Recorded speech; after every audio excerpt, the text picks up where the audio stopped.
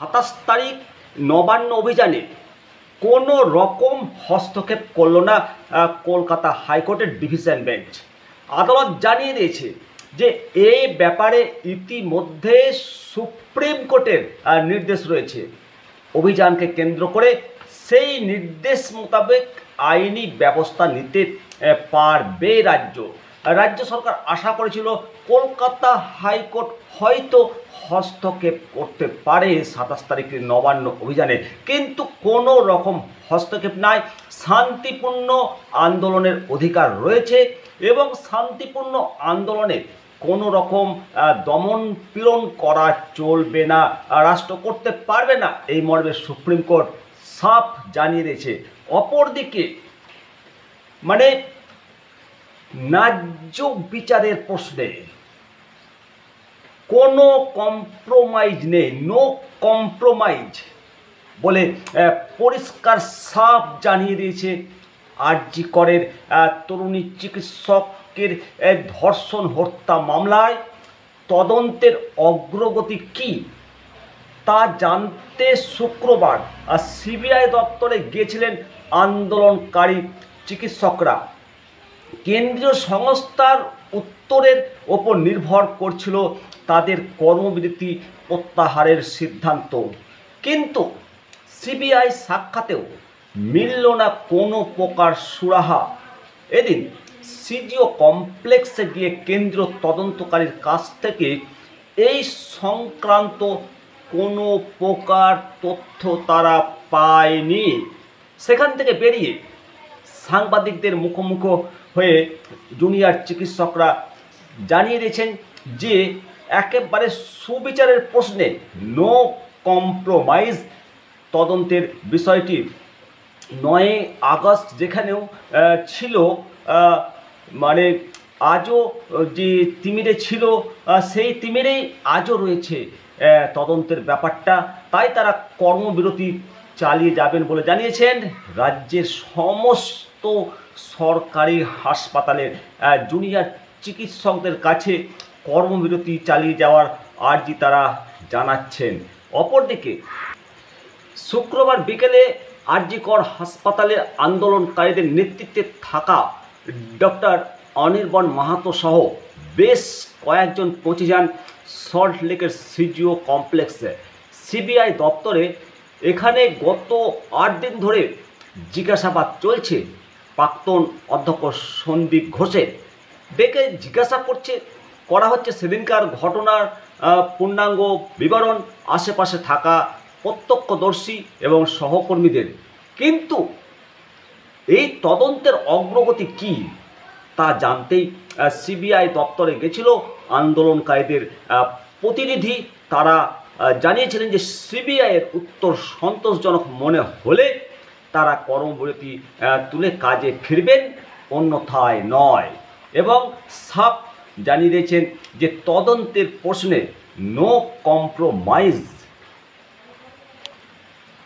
পুলিশকে ভৎসনা এবং হাজিরার নির্দেশ আদালতের। দেশের সর্বোচ্চ আদালত পুলিশের জমা দেওয়া যে স্ট্যাটাস রিপোর্টের তথ্য এবং মৌখিক তথ্যের দাবি মিলছে না, তার জেরে তরুণী চিকিৎসকের ধর্ষণ এবং খুনের ঘটনায় বৃহস্পতিবার সুপ্রিম কোর্টে প্রবল ভৎসনার মুখে পড়তে হয় রাজ্যের আইনজীবী কপিল সিব্বালকে।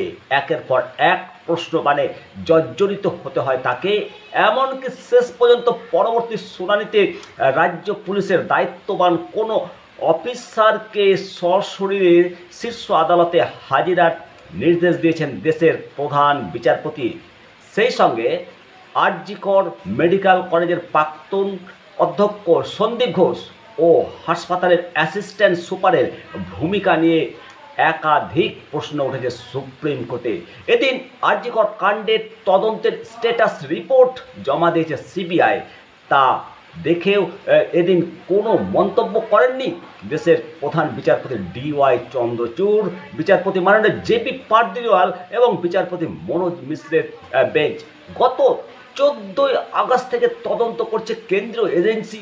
তার আগেই ঘটনার পরদিন সন্দেহভাজন হিসেবে সঞ্জয় রায় নামে এক সিভিক ভলেন্টিয়ারকে গ্রেপ্তার করেছিল কলকাতা পুলিশ সিবিআইয়ের জালে এখনও পর্যন্ত নতুন কেউ ধরা পড়েনি।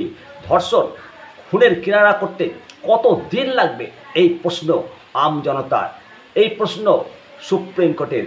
আর এই পরিপ্রেক্ষিতে শুনানিতে সিবিআই তথা কেন্দ্রীয় সরকারের পক্ষে সলিসিটর জেনারেল তুষার মেহতার মন্তব্য খুবই তাৎপর্যপূর্ণ।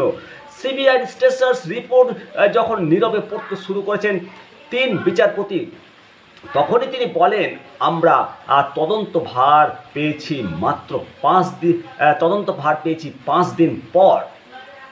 ততদিনে অনেক কিছু বদলে গেছে, অনেক জল বয়ে গেছে। ক্রাইম সিন নিয়ে কলকাতা পুলিশ কী করেছে জানি না, যদিও সঙ্গে সঙ্গে প্রতিবাদ করে ওঠেন কপিল সিব্বাল, বলেন সবই ভিডিওগ্রাফি করা আছে, ক্রাইম সিনের কিছুই বদল করা হয়নি।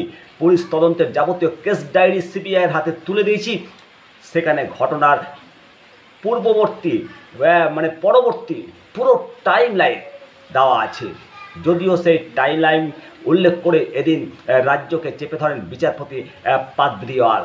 সেই টাইম লাইনে কি বলা আছে তার সওয়ালে, সকাল 9:30 নাগাদ মেয়েটির মৃতদেহ পড়ে থাকার খবর মিলল। সকাল 10:10 টালা পুলিশ স্টেশনে জেনারেল ডায়েরি এন্ট্রি হলো, জিডি এন্ট্রি হলো। আর অস্বাভাবিক মৃত্যুর মামলা দায়ের করা হলো রাত 11:30টায়। তার 15 মিনিট পরে 11:45টায় এফআইআর। প্রায় 14 ঘন্টা পরে এফআইআর। এটার কোন যুক্তি তা খুঁজে পাচ্ছি না। পশ্চিমবঙ্গ রাজ্য প্রশাসন যেভাবে এই মামলা পরিচালনা করেছে, আমার 30 বছরের আইনি কেরিয়ারে এমন দেখিনি। এরকম মন্তব্য করেছেন। গুরুত্বপূর্ণ মন্তব্য দেশের সর্বোচ্চ আদালত সুপ্রিম কোর্টের এবং বিচারপতি পাদ্রিওয়ালের। আরও প্রশ্ন যে ময়না তদন্ত হয়েছে সন্ধ্যা 6:10 থেকে 7:10 পর্যন্ত, যখন জেনে গেছে মৃত্যুর কারণ, তখন অস্বাভাবিক মৃত্যু কেন বলা হলো, এই প্রশ্ন করেছেন।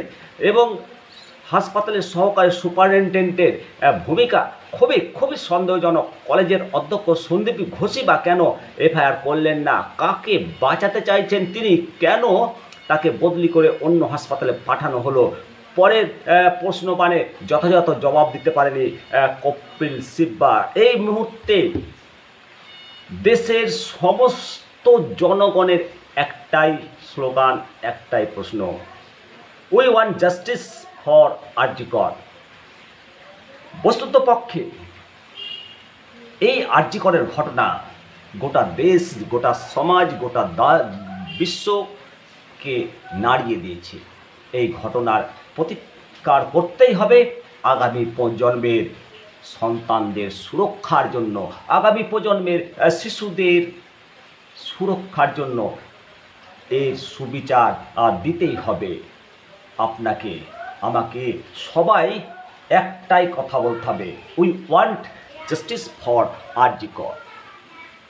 আপনারা অবশ্যই মন্তব্য করবেন, সকলের খবরটিকে শেয়ার করবেন। ভালো থাকুন, সুস্থ থাকুন।